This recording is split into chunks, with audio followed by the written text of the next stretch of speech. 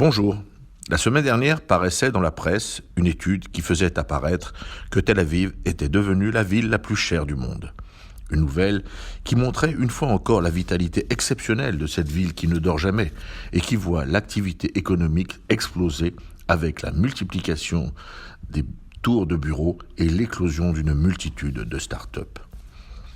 Dans ce poumon économique d'Israël, rien n'est normal.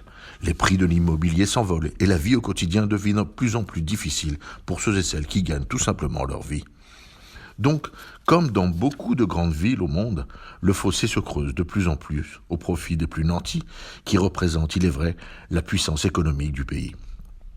Mais, car il y a un mais, les prix à la consommation sont anormalement élevés et ce constat est fait depuis de nombreuses années sans que personne jusqu'à ce jour n'ait pris le sujet au sérieux.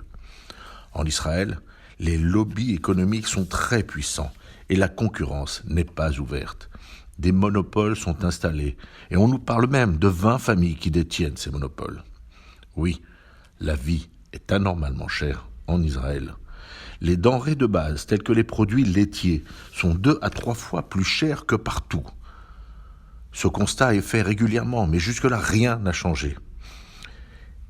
Aussi, la semaine dernière, le ministre de l'économie, Avigdor Lieberman, annonçait l'ouverture des marchés et la limitation des taxes à l'importation de ces produits de base. Une décision forte qui, je l'espère, aura des effets sur le panier de la ménagère. Cette nouvelle accompagnait l'annonce par le ministre de la Défense, Benny Gantz, de l'augmentation de 50% de la solde des soldats. Ces annonces, ou plutôt ces décisions, ne concernent pas les sujets classiques et essentiels de la sécurité du pays, mais sont au moins aussi importants car ils concernent la vie au quotidien et le besoin vital de montrer au peuple israélien que la start-up nation n'oublie aucun de ses enfants. J'espère que ces premiers pas se poursuivront et que tous les citoyens d'Israël, sur lesquels repose la défense du pays, pourront recevoir la lumière de ce beau pays qui éclaire le monde. En cette période de Tzedaka, ce billet nous rappelle à chacun l'importance de penser aux plus faibles.